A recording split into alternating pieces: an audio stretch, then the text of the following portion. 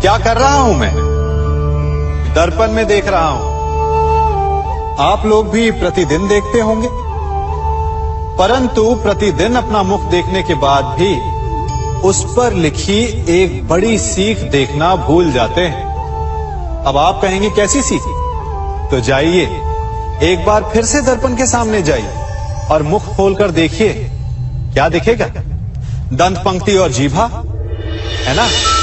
अब विचार कीजिए, दंत जन्म के पश्चात आते, एक नहीं 2 बार आते, परंतु मृत्यु से पूर्व नष्ट हो जाते हैं। और जीभा जन्म पहले से होती है, परंतु मनुष्य के मृत्यु के पश्चात भी उसके अस्तित्व में रहती है ना आश्चर्य की बात? दंत कठोर होते हैं, जीभा कोमल, परंतु फिर भी दंत नष्ट हो जाते हैं, जीभा नहीं होती। यही रहस्य है कि हठी और कठोर लोग शीघ्र नष्ट होते हैं और कोमल लचीले आवश्यकता के अनुसार स्वयं में परिवर्तन ला सकने में सक्षम लोगों का ही अस्तित्व रहता है। अर्थात परिस्थितियों के अनुसार स्वयं को लचीला बनाना सीखिए और आपका जीवन सरल हो जाएगा। संबंध एक सहारा होता है जीवन का, और संबंधी वो होते हैं जिनसे आवश्यकता पड़ने पर सहायता मांगी जा सके, जिन पर विश्वास किया जा सके कि बुरे समय में वो हमारे काम आएंगे। कभी ऐसा भी हुआ होगा कि आपके पास कोई सहायता मांगने आया, या ऐसा भी हो सकता है कि आप किसी के पास सहायता मांगने गए हैं, परंतु प्रश्न ये उठता है कि क्या केवल किसी के मंतव्य में उसकी सहायता इसीलिए कर देनी चाहिए क्योंकि वो आपका संबंधी है? अब आप कहेंगे कि ये कैसा प्रश्न हुआ?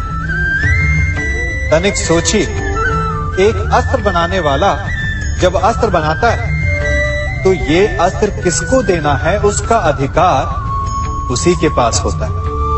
वो चाहे तो ये अस्त्र किसी को भी दे सकता है, वो एक सैनिक को भी दे सकता है या एक डाकू को भी, और यही अस्त्र 2 भिन्न कार्य कर सकती है। यदि डाकू के हाथों में आ गई तो उसका भय दिखाकर वो लोगों को लूटेगा, निरपराधों का रक्त बहाएगा। सहायता करने वाले की भी अवस्था ऐसी ही होती है। इसलिए किसी की सहायता करने से पूर्व ये विचार कर लेना आवश्यक है कि किसे क्या, कब और कितनी सहायता देनी चाहिए कि उसका दुरुपयोग ना हो। यदि आपकी सहायता से कोई अधर्म हुआ तो उसके उत्तरदायी आप ही होंगे। जीवन में कई बार ऐसे अवसर आते हैं कि आप लोगों से मिलने जाते हैं और उनसे कुछ आकांक्षाएं भी रखते हैं, और कई बार जीवन में ऐसे अवसर भी आते हैं कि लोग आपसे मिलने आते हैं। इसलिए अतिथियों का सम्मान करने से पूर्व सदा कुछ बातों को स्मरण रखना आवश्यक होता है। यदि कोई आपके पास मिलने आता है तो उसके 3 कारण हो सकते हैं। पहला कारण होता है भाव, दूसरा अभाव और तीसरा प्रभाव। तो जैसा अतिथि उसको वैसा ही सम्मान दे।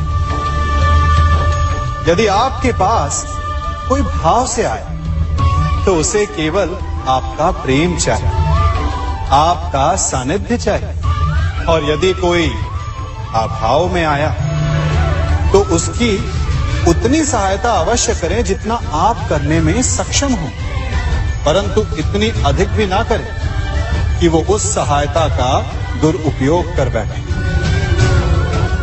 और यदि कोई प्रभाव में आया तो स्वयं पर अभिमान ना करें, क्योंकि कभी ना कभी जीवन में आप भी भाव, अभाव और प्रभाव के चक्रव्यूह में फंस सकते हैं।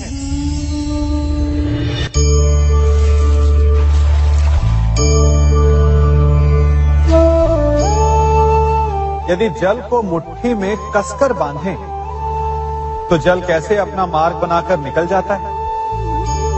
इसी धारा की भांति यही अवस्था हमारे अपनों के साथ भी होती है। अधिकतर हम जिनसे प्रेम करते हैं, हम सदा उन्हें अपने समीप रखना चाहते हैं, स्वयं से दूर नहीं होने देना चाहते।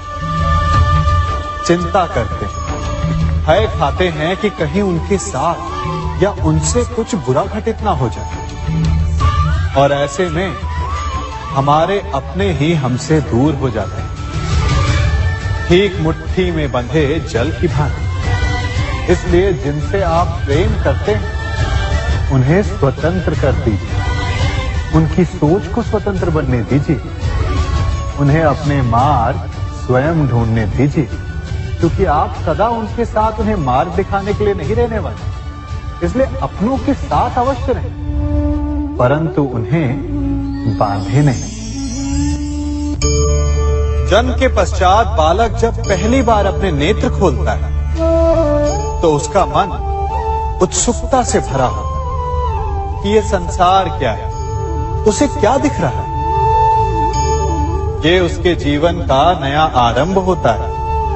परंतु जैसे हम धीरे धीरे बड़े होने लगते हैं, अनुभव अर्जित करते हैं, हमारे मन की उत्सुकता, हमारे जीवन का चाव होने लगता है।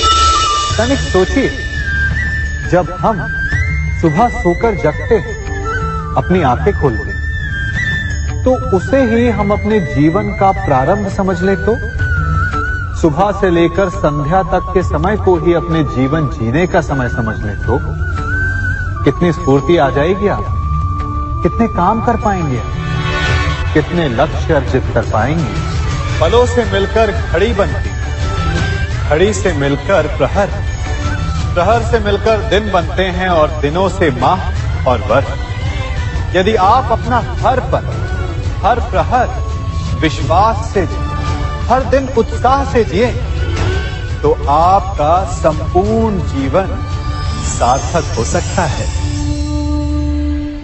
मनुष्य अपना जीवन विश्वास पर जीता है, परंतु विश्वास किसका? तनिक सोचिए, किस पर विश्वास है आपको? महापुरुषों की कही बातों पर, ग्रंथों में लिखे ज्ञान पर, माता पिता की सीख पर, या मित्रों के दिए गए निर्देशों पर, या फिर मेरी कही बातों पर? ये सब विश्वास अपूर्ण है जब तक आपको स्वयं पर विश्वास ना हो। यदि विश्वास करना है तो पहले अविश्वास करने के विज्ञान को भी सीखना चाहिए। आप किसी की बातों पर विश्वास न करें, आप अपने मन से पूछें, अपनी अंतर आत्मा से प्रश्न करें, और जो उत्तर मिलेगा वही सबसे उचित होगा। जब आप अपने मन, अपनी अंतरात्मा पर विश्वास करना सीख जाएंगे, तो नीति ज्ञान सब आपके भीतर से स्वतः उमड़ेगा। और यदि आप स्वयं पर ही विश्वास ना कर पाए, तो धर्म ग्रंथों में लिखे श्लोक, महापुरुषों की वाणी, माता पिता की सीख या मित्रों का निर्देश कोई भी लाभ नहीं दे पाएगा। एक पिता होने के नाते आप अपनी संतान के लिए क्या करते हैं? उसके लिए बहुत सारी सुविधाएं जुटाते, बहुत सारा धन कमाते है ना? और क्या आपको ऐसा लगता है कि यही उचित है आपकी संतान के लिए? इस पंछी को देख रहे हैं, ये भी संतान को जन्म देता है, उन्हें पालता है, पोसता है, उड़ना सिखाता है और भोजन का प्रबंध भी करना सिखाता है। परंतु उनके बड़े हो जाने के बाद उनके लिए अलग से घोंसला नहीं बनाता। क्यों? क्योंकि यदि इसने संतान को सब कुछ करके दे दिया, तो संतान क्या करेगी? वो अपनी संतान को तब तक भोजन कराता है जब तक उसकी संतान स्वयं भोजन का प्रबंध करने में सक्षम नहीं हो जाता। और उसका लाभ ये मिलता है कि उसी की भांति उसकी संतान आत्मनिर्भर बनती है।